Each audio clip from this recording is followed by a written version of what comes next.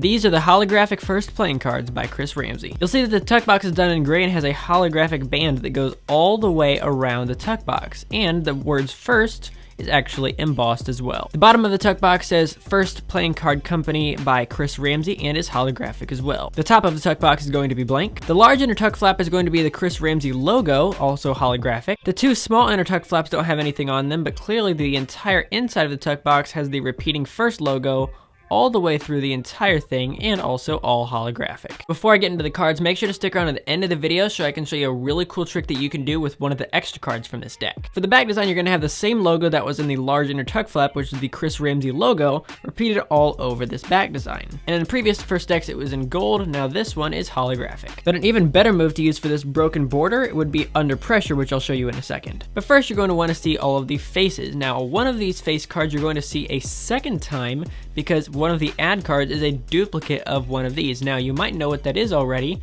if you know what Chris Ramsey's favorite card is. Now, you're on a diamonds. I'm not going to show you all of those. I'll just show you one from each suit. Now you know that everything is going to be standard all the way through from exactly what you'd expect from your face cards. Your three aces are going to be standard as well. And unfortunately, as are your court cards. I was expecting for these court cards to have something, at least maybe a little bit of holographic or a first logo hidden somewhere.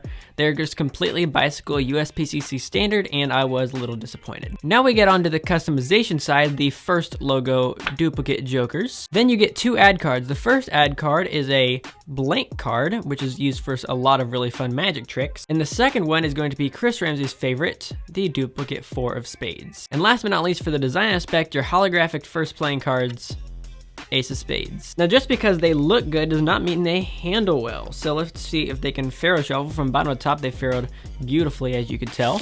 But then we'll also have to check from top to bottom to see if they Faro differently from one side to the other, and luckily, they do not. No issues with the Faro shuffle whatsoever. Now, when it comes to the stock feel and finish of these playing cards, the finish is going to glide beautifully. The finish is just the coating that goes on the backs of the cards to make sure that they can slide from one card to the other, not get all clumped up. And as you can see, there's no issues with the finish whatsoever. Now, when it comes to the stock of the playing cards, they are going to be a little bit thicker than normal, which is not actually going to be much of an issue, especially since they're more for magic than cardistry. Clearly they can be used for both, but usually magicians like your cards to be a little bit more durable, where cardists like their cards a little bit thinner. So this is definitely going to lead a little bit more toward magicians when it comes to the stock of the cards. Now, cards can feel differently depending on the deck. Some cards feel a little bit more buttery, some cards feel a little bit more snappy. Buttery cards are more used for things like the card spring, which look like this, or the other move I really wanted to show you, which is the Under Pressure move, which looks like this.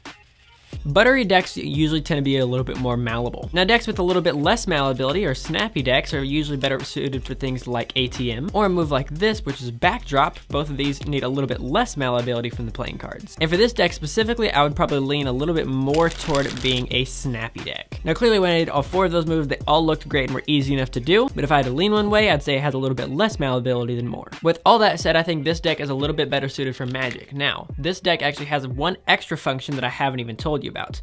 One thing that it can do is not only what you would have expected is turn one card blank. What this deck can do is actually turn all 52 cards blank at the same time. It's kind of crazy, I know, but if you want to learn how to do that, make sure to comment down below blank trick and I will teach it here on the channel. Especially considering the fact that all you have to do is give it one more wave of your hand and then, well, they all turn back to normal. So if you want to learn this trick, make sure to let me know and subscribe. That way you'll actually get notified when the video drops. If you want to pick these up, you can check out the link right here, or you can check out the magic trick tutorials playlist right there. I'll catch you guys in the next video. This is CPM signing off.